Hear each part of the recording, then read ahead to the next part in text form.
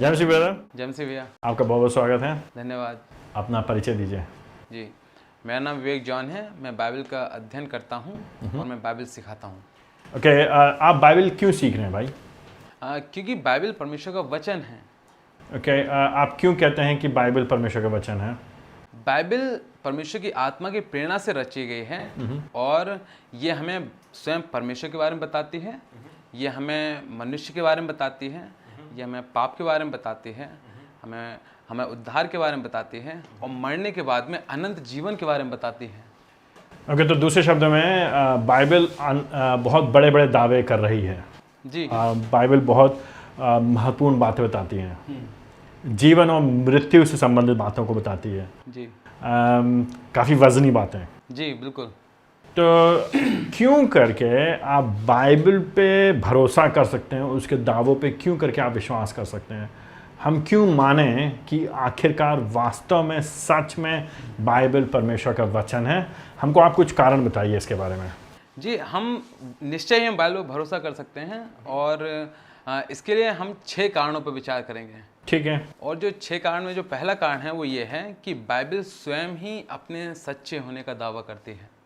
इसका अर्थ क्या हुआ, जरा समझाएंगे आप? जी, इसका अर्थ ये हुआ कि जैसा हम पहले कह चुके हैं, बाइबल परमेश्वर का वचन है। ठीक है। और जब हम बाइबल में पढ़ते हैं, खासकर भजन 19 में पढ़ते हैं, तो बार बार भजनकार कहता है कि यहोवा के नियम सिद्ध हैं। ओके। यहोवा के नियम भले हैं, यहोवा की व्यवस्था सिद्ध है। ओके। फिर वो कहता है कि ये शुद्ध सोने से भी अधिक ताई हुई है और मनभावनी है। उसके उपदेश। जी, उसके उपदेश। जी, और तो ना केवल वो कह रहा है ये सही है, शुद्ध है और हम इस पर भरोसा कर सकते हैं। और फिर हम दूसरी तरफ हम पाते हैं दाऊद परमेश्वर के वचन के बारे में बात करते हुए ऐसे कह रहा है, बाइबल के बारे में। जी, जी, बिल्कुल। उस समय की बाइबल के अनुसार के लिए। ओके।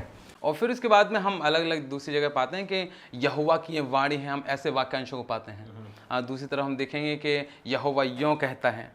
और फिर उसके बाद में पौलुस स्वयं कहता है परमेश्वर के संपूर्ण पवित्र शास्त्र के बारे में कि इस परमेश्वर का संपूर्ण पवित्र शास्त्र परमेश्वर की आत्मा की प्रेरणा से रचा गया है। ओके। तो संपूर्ण पूरा बाइबल? जी, पूरी बाइबल, पुराने नियम से लेकर नए नियम तक। जी, जी, बिल्कुल, उत्पत्ति से लेकर प्रकाशित वाक्य तक। और बाइबल और इस बात को पतरस और अधिक स्पष्ट करता है। वो कहता है कि ये मनुष्य के विचार नहीं है।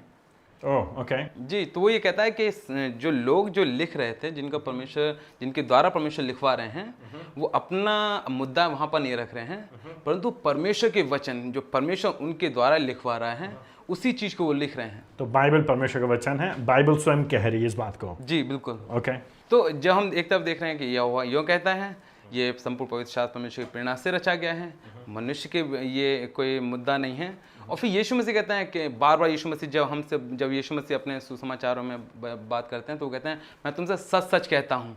और यीशु मसीह कहते हैं कि आकाश पृथ्वी तो टल सकते हैं लेकिन मेरा वचन नहीं टलेगा। ओके। जी, तो यीशु मसीह परमेश्वर के वचन के बारे में बात करते हुए, अपने वचनों के बारे में बात करते हुए, जो कि बाइबल में पाया जाता, कहते हैं आकाश और पृथ्वी तो टल सकता है लेकिन मेरा वचन नहीं टल सकता है। ओके, तो ये बात भी हमको दिखाती बाइबल ही दावा कर रही है अपने सत्यता का। जी। Okay, go ahead, carry on please. जी, तो अब फिर उसके बाद में हम ये देखते हैं कि परमेश्वर स्वयं कहता है कि मैंने वचन को अपने नाम से अधिक ऊंचा किया है। और जब इस बात को हम देखते हैं कि तो ये सारी बातें हमको दिखाती हैं कि बाइबल में जो परमेश्वर का वचन है वो हमारा विश्वास को अधिक बढ़ाता है कि हम इस पर भरोसा करें, इस पर हम अपना जीवन अपना दांव पे लगाएं इसके लिए। और ये बहुत ही महत्वपूर्ण बात है कि बाइबल स्वयं इस बात को कह रही है कि वो परमेश्वर का वचन है और वो स्वयं कह रही कि मैं भरोसेमंद हूँ, बजाय कि खाली बाहर के लोग दूसरे लोग कहें। स्वयं बाइबल इस बात का दावा कर रही है और ना सिर्फ बाइबल दावा करती है लेकिन वो अपने आप को साबित करती है। जी, बिल्कुल। वो अपने आप को और भी एक स्पष्ट कर देती है उसके पढ़ने से, उसके हम अपने जीवन प्रभाव से साफ देखते हैं कि वो वास्तव में परमेश्वर का वचन है। बहुत धन्यवाद। कोई और बात हमको बताना चाहेंगे क्यों करके हम बाइबल भरोसा कर सकते हैं? जी, जो दूसरा कारण जिस पर हम चर्चा कर सकते हैं, देख सकते हैं, वो ये है कि बाइबल की अनेक भविष्यवाणियाँ भविष्य में पूरी हुई हैं। ओके, सो कुछ बातें कही गई थी जो बाद में पूरी होंगी, वो ना सिर्फ कही गई लेकिन वास्तव में पूरी हुई आगे चल करके। जी, ओके, समय में। जी, आगे ओके।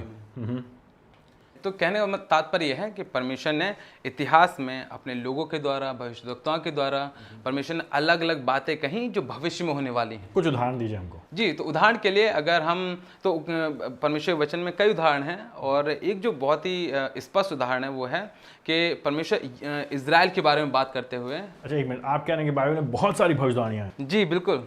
और बहुत सारी भविष्यवाणियां जो पूरी हुई हैं? जी। अच्छा, हमारे पास समय नहीं, आप कुछ बताइए। जी, तो जैसे हम लोग बात करें कि इजराइल के बारे में, तो परमेश्वर इजराइल के बारे में बात करते हुए कहता है कि इजराइल पाप करेगा और इजराइल 70 साल के बंधुआई में जाएगा। ओके। और फिर उसके बाद में हम देखते हैं कि इजराइल 70 साल की बंधुआई में जाता है, और इसके बारे में हम यिर्मयाह में पढ़ते हैं, जाने के बारे में। जी, जाने के बारे में। ओके। और उसके बाद में फिर इजराइल 70 साल के बाद में वापस आता है। वो हम एजरा में पाते हैं। जी बिल्कुल, आपने सही कहा। प्रभु धन्यवाद हो। तो प्रभु जी ने जो जो कहा इजराइल देश के बारे में वो पूरा हुआ। तो क्या बाइबल में भविष्यवाणियां केवल इजराइल देश के बारे में की गई हैं? नहीं, ऐसा नहीं है। ओके। जी, तो अगर तो बाइबल जो है केवल तो बाइबल में इजराइल के बारे में भविष्यवाणी की गई है, अधिकांश जी अधिकांश भविष्यवाणियाँ, और बाइबल में वैश्विक भविष्यवाणियाँ भी हैं। कोई उदाहरण दीजिए। जी, तो उदाहरण के लिए सिकंदर महान के बारे में अगर हम बात करें। Alexander the great? जी बिल्कुल, आपने सही फरमाया। इस व्यक्ति के बारे में बात की गई बाइबल में? जी हाँ, हमको बताइए प्लीज। तो परमेश्वर का वचन दानियल 8 अध्याय में बात करता है कि यूनान का एक शासक उनका उदय होगा। ओके। उसका राज्य बढ़ेगा और उसका राज्य काफी ऊपर उठेगा, और उसके बाद में उसका राज्य आगे जाकर 4 भागों में विभाजित हो जाएगा। ये भी बताया गया? जी। अच्छा, इतनी स्पष्ट भविष्यवाणी की गई है? जी बिल्कुल। और क्या वो आगे चल के ऐसा पूरा हुआ? जी बिल्कुल। और जब हम देखते हैं कि जो भविष्यवाणी लगभग 200 साल पहले, सैकड़ों साल पहले की गई, 200 साल पहले 200 साल पहले लगभग, और वही चीज सिकंदर महान के जीवन, जब हम सिकंदर महान आता है, यूनान का शासक, और वो आता है, उसका राज्य इतना बड़ा होता है कि ग्रीक एम्पायर, यूनान का राज्य, और उसके बाद में फिर वो आगे जाकर 4 भागों में विभाजित हो जाता है। ओके। तो जो ऐसा कहा गया था वैसा पूरा हुआ? जी बिल्कुल। ठीक है, इसके अलावा कोई और विशेष भविष्यवाणी जिसके बारे में आप हमको बताना चाहेंगे? जी, बाइबल में यीशु मसीह के आगमन से पहले उनकी भविष्यवाणी की गई है। तो यीशु मसीह से पहले के संसार में उनके बारे में पहले से ही भविष्यवाणी कर दी गई थी? जी बिल्कुल सही कहा आपने। अच्छा ठीक है, हमको थोड़ा और बताइए इसके बारे में। तो जी, तो अगर हम तो जब हम वचन को, पूरा वचन को देखते हैं, खासकर जब पुराने नियम को, तो हम बार बार हम पाते हैं कि जो जितने भी राजा हुए, जितने भी शासक हुए, जब उनकी असफलताओं को हम देखते हैं तो वो एक बड़े राजा, बड़े शासक की ओर इंगित करते हैं, इशारा करते हैं। और फिर हम बार बार खासकर यशायाह की पुस्तक में हम पाते हैं कि एक मसीहा के आने का वर्णन किया जा रहा है कि वो कुंवारी से पैदा होगा। मीका में बात करता है कि वो बैतलहम में पैदा होगा। और यशायाह 53 अध्याय बात करता है कि वो अपने लोगों के पापों से छुड़ाने के लिए बलिदान किया जाएगा।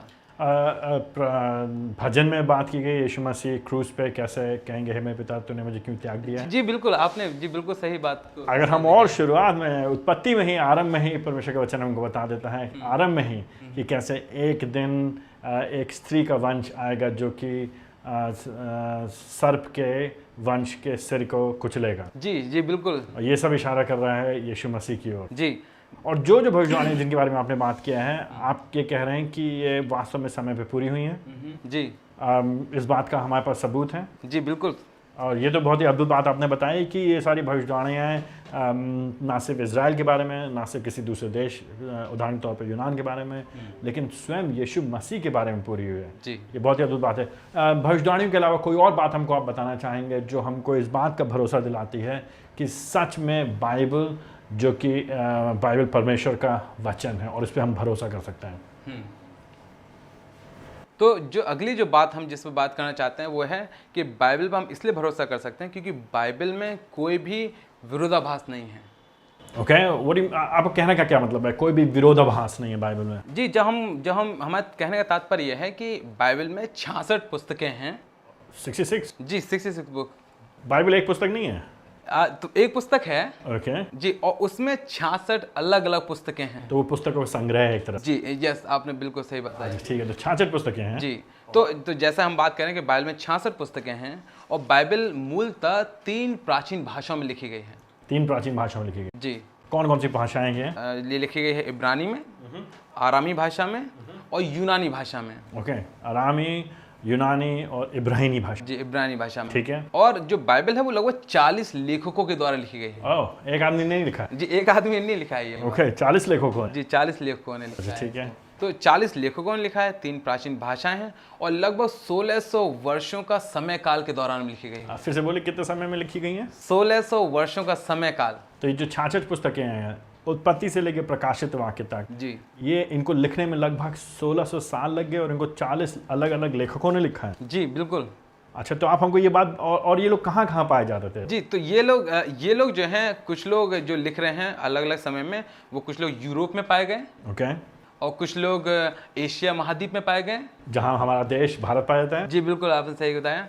और कुछ लोग अफ्रीका में पाए गए, उत्तरी अफ्रीका। और तो इन 3 अलग अलग महाद्वीपों के अलग अलग देशों में ये 40 अलग अलग लेखक हैं, लगभग 1600 साल में 3 अलग भाषाओं में लिख रहे हैं। और उसके बाद भी आप कह रहे हैं कि इसमें एक ही संदेश है? जी बिल्कुल।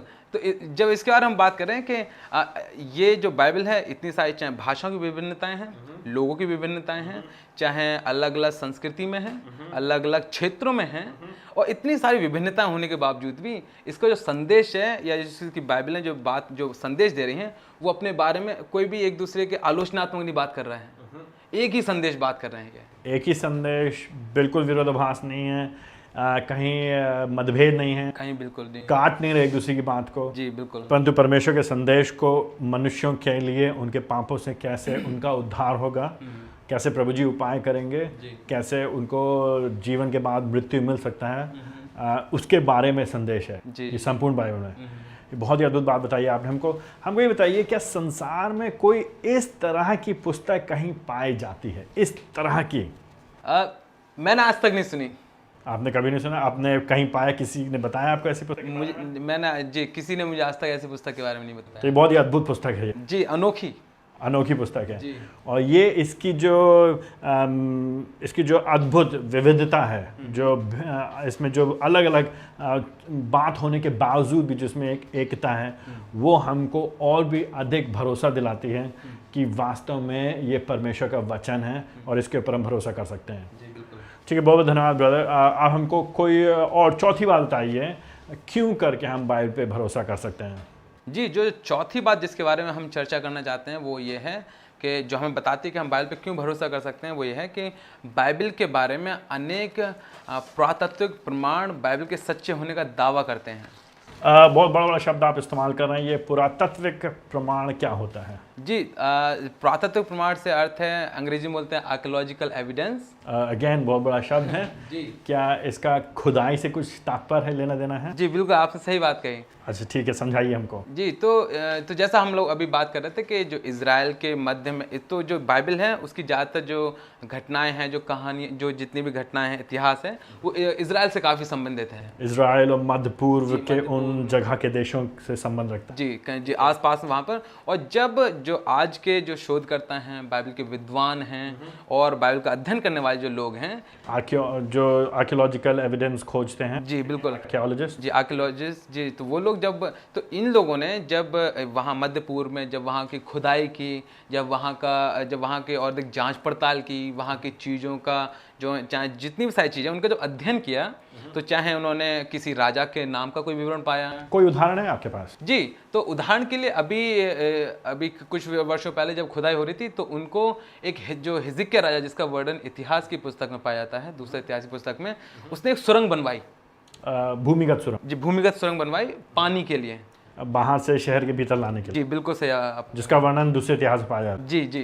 तो क्या बताना चाह रहे हैं इसके बारे में? तो जब जो जितने भी पुरातत्व विद्वान थे जो खुदाई करवा रहे हैं, तो उन्होंने वो जो भूमिगत जो सुरंग है, जो कई हजार वर्षों पूर्व बनवाई गई, वो उनको अभी मिली। ओके। और अपेरेंटली और ऐसा भी बताया जाता है कि वहाँ पे एक शिलालेख भी पाया गया जिसपे वर्णन किया था हिजकिय्याह के समय। जी, हिजकिय्याह राजा के समय में। ठीक है, बहुत धन्यवाद। कोई और प्रमाण देना चाहेंगे आप? जी, तो और इसी के साथ में जो मंदिर, कौन सा मंदिर, किस मंदिर बात कर रहे हैं? जिस सुलेमान के मंदिर की बात। अच्छा ठीक है, सुलेमान के मंदिर। जी, तो नाश हो गया था, लेकिन बाद में फिर से बना था। किसके समय में? एजरा और नहम्याह के समय में। एजरा नेहमिया के समय उसका निर्माण हुआ और फिर उसके बाद आगे चल के हेरोदेस ने उसका और विस्तार करवाया। जी जी बिल्कुल। ये लगभग, लेकिन वो भी नाश हो गया था लगभग 70 AD में। हाँ बिल्कुल सही कह रहे हैं। ये वही मंदिर है जिसके ऊपर, जिसके इर्द गिर्द, इसके पास, जिसमें यीशु मसीह ने जाके आराधना की थी। बिल्कुल। तो उस मंदिर के बारे में हमको आप क्या बताना चाहते तो जिस मंदिर की हम लोग बात कर रहे हैं, जहाँ पर जो बनाया गया, जो नाश हो गया और 70 AD में रोमी शासन के समय में नाश हो गया, उसकी जो दीवार है वो एकमात्र बची जो एकमात्र जो दीवार बची है, जिसको अंग्रेजी में वीपिंग वॉल बोलते हैं, हिंदी में रोने वाली दीवार, विलाप की दीवार, विलाप की दीवार, उसके बारे में जब हम देखते हैं तो वो अभी भी पाई जाती है। और वो इस बात का प्रमाण है कि जो बाइबल में जिस मंदिर का वर्णन किया गया वो वहां पर था। बिल्कुल बिल्कुल सही कह रहे हैं। और उस समय के राजाओं का वर्णन किया गया। जी बिल्कुल सही कह रहे हैं। जो राजाओं का वर्णन, जो शहरों का वर्णन किया गया वो आज भी पाए जाते हैं। शहर जी, नगरों का, गांव का, वो आज भी पाए जाते हैं। ये बहुत अद्भुत बात है। तो आप दूसरे शब्द में आप ये कह रहे हैं कि जितने भी पुरातात्विक प्रमाण हैं, आर्कियोलॉजिकल एविडेंसेस जितने भी हैं, वे सब बाइबल की घटनाओं, वृत्तांत, जगहों, लोगों, राजाओं, युद्धों और जो कुछ भी बातें हैं उनको पुख्ता करते हैं। जी बिल्कुल सही कहा आपने। प्रमाणित करते हैं। उनका कोई नकार नहीं रहा है, कोई भी विरोधाभास नहीं मिला जो ये कहे कि बाइबल की ये घटना गलत है। प्रभु का धन्यवाद इस बात के लिए। हमें कोई और बात बताइए जो हमें इस बात को निश्चय दिलाए कि बाइबल सच में प्रभु का वचन है और उस पर हम भरोसा कर सकते हैं। जो अगली बात जिस पर हम चर्चा करना चाहते हैं वो ये है, जो हमारे विश्वास को बढ़ाती है, कि बाइबल की अनेक पांडुलिपियां बाइबल का सच्चे होने का दावा करती हैं। पांडुलिपियां ये क्या है भैया? जी, तो जो पांडुलिपियां, जिन्हें अंग्रेजी में मैन्युस्क्रिप्ट्स बोलते हैं। मैन्युस्क्रिप्ट्स क्या है भैया? तो ये जो हम लोग जैसा भी बात कर रहे थे कि जो बाइबल के अलग लेखक हैं, तो वो हाथ से किसी चीज पर परमेश्वर का वचन लिख रहे हैं। तो हस्तलिख है, हस्तलेख। जी, हस्तलेख, जो प्राचीन सबसे पहले प्रथम हस्तलेख। जी जी, ओरिजिनल ऑटोग्राफ्स, जो ओरिजिनल ऑटोग्राफ्स हमारे पास नहीं है। अच्छा, एनीवे कैरी ऑन, आप बताइए क्या। हाँ जी, तो हम ये कहना चाह रहे थे कि तो जो हस्तलेख हैं जिनको लेखकों ने लिखा, जैसे अभी हम बात कर रहे थे कि 3 प्राचीन भाषाओं में लिखी गई है। ठीक है, अलग अलग लेखकों ने लिखा। तो उन्होंने हाथ से लिखा? जी बिल्कुल सही कहा आपने। कंप्यूटर से नहीं लिखा? जी बिल्कुल नहीं। लैपटॉप नहीं यूज किया उन्होंने? लैपटॉप भी यूज नहीं किया। पेपर भी नहीं यूज किया उन्होंने? जी, ये पेपर था ही नहीं। अच्छा, तो किस चीज पे लिखा उन्होंने? जी, तो उन्होंने, तो जब वो लोग लिख रहे हैं परमेश्वर के वचन को, तो उन लोगों ने पत्थर की पट्टियाओं पर, मिट्टी की पट्टियाओं पर, या जब पेड़ की छाल उनको मिल गई, या कोई बड़े बड़े पत्ते हैं, सूखे पत्तों पर वो लोग लिख रहे थे, पेपायरस पर वो लोग लिख रहे थे, और चर्म पत्रों पर वो उन लोगों ने लिखा बहुत सारे परमेश्वर वचनों को। तो कोई भी सतह है जिस पे वो लिख सकते थे, उन्होंने लिखा जी परमेश्वर के वचन को, ताकि वो लोगों तक पहुंच सके। जी, तो आप क्या बता रहे? तो ये पांडुलिपियां, जो प्राचीन पांडुलिपियां, उनके बारे में कहना क्या मांग रहे हैं? तो जब वो लेखक हैं, वो जब वो लिख रहे हैं, तो उसको उन्होंने पढ़ने के लिए, या दूसरे लोगों ने जब पढ़ना चाहा, तो उन्होंने उसकी और अधिक प्रतिलिपियां बनवाई। मतलब जो लिखा गया उसकी कॉपीज बन गई? जी, उनकी कॉपीज बन गई। कॉपीज। जी बिल्कुल, अलग अलग जगह के लिए कॉपीज बन गई। बहुत सारी कॉपीज बन गई, बहुत सारी प्रतिलिपियां उसी समय, लगभग बहुत जल्दी, एक के बाद एक। जी बिल्कुल, अलग अलग भाषाओं। हाँ जी, बिल्कुल, अनुवाद भी।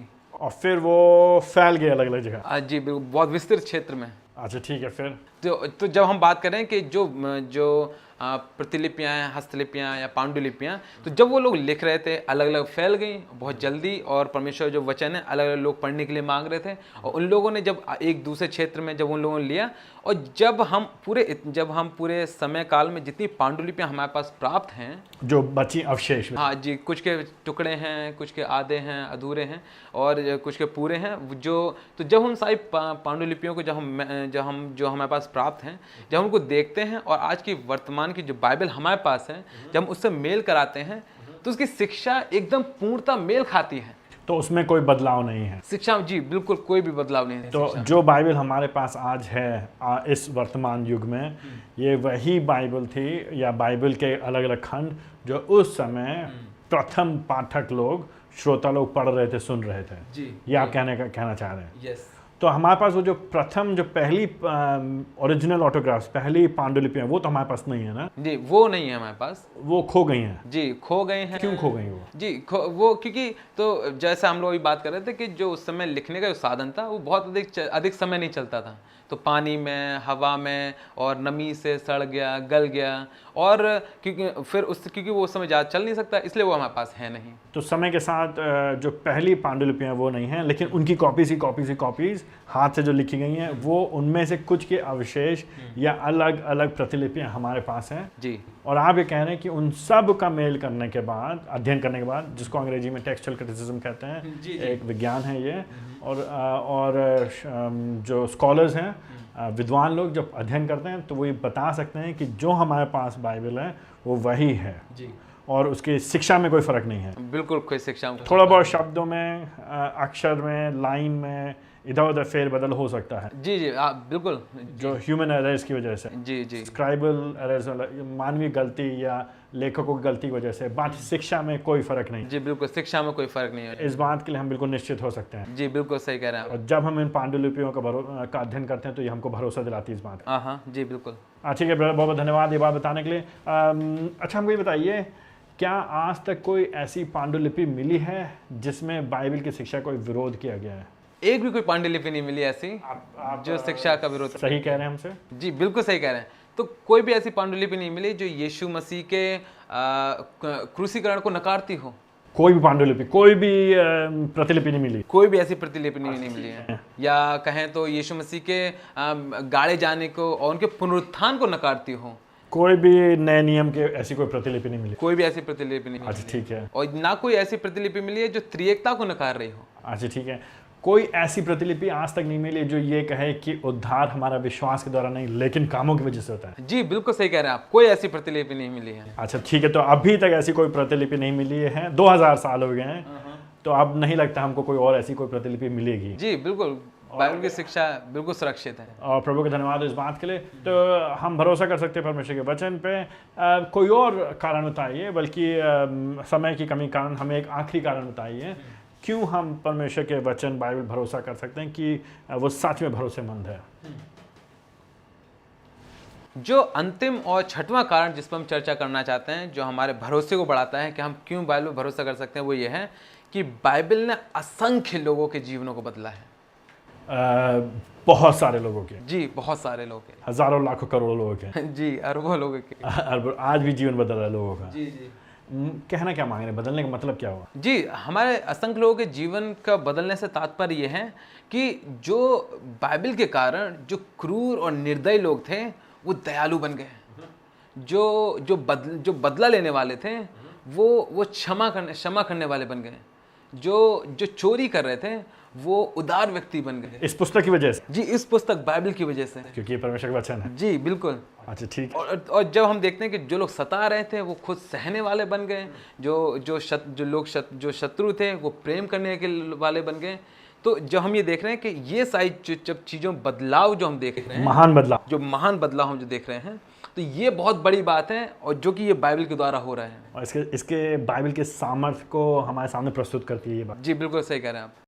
तो ना केवल ये खाली हमारे कार्यों में बदलाव कर रही है, खाली हमारे बाहरी कार्यों में बदलाव कर रही है, नैतिक जीवन में बदलाव कर रही है, वो कर रही है, जरूरी बात है, जो कि बहुत जरूरी और बड़ी बात और बहुत ही महत्वपूर्ण बात है। अच्छा ठीक है। तो ना केवल तो वो कर ही रही है, लेकिन उसके साथ में ये हमारे हृदय के अंदर की जो समस्या है उसका इलाज करती है। Carrying on, what do you mean? आपका कहना क्या तात्पर्य? जी तो हमें कहने का तात्पर्य यह है कि बाइबल हमको ये बताती है कि जो मनुष्य की सबसे बड़ी समस्या है वो पाप है। और बाइबल बताती है कि यीशु मसीह विश्वास जब हम कर लेते हैं तो जो जिन बाहरी कार्यों की हम लोग बात कर रहे थे, फिर वो खाली नकली नहीं होते हैं, ढोंग नहीं होता है, वो असली हृदय से आते हैं। पाखंड नहीं है, पाखंड नहीं है, वो अंदर कुछ बदलाव हो, अंदर जड़ बदल गई है, हमारी जड़ बदल गई है। जी पत्थर का हृदय निकाल करके परमेश्वर ने हमको मांस का हृदय दिया है। जी बिल्कुल। क्या प्रभु जी ने आपके साथ ऐसा किया है? जी प्रभु जी की दया से उसने मुझे बदला है। आपको बदला है, प्रभु जी ने मेरे जीवन को बदला है। और परमेश्वर का वचन आज भी हजारों लाखों लोगों के जीवन को बदल रहा है। और ये एक और हमारे सामने बहुत ही मजबूत या पुख्ता प्रमाण है जो हमको इस बात का भरोसा दिलाता है, आश्वासन दिलाता है कि सच में बाइबल परमेश्वर का वचन है और इस पे हम भरोसा कर सकते हैं और सब कुछ अपना दांव पे लगा सकते हैं। हमारी आशा है कि आप भी परमेश्वर के वचन के भरोसेमंद होने पे विश्वास करेंगे और उसको पढ़ेंगे, उसका अध्ययन करेंगे और उसको अपने जीवन में उसकी शिक्षाओं को अपने जीवन में लागू करेंगे और परमेश्वर के लिए अपना जीवन जिएंगे।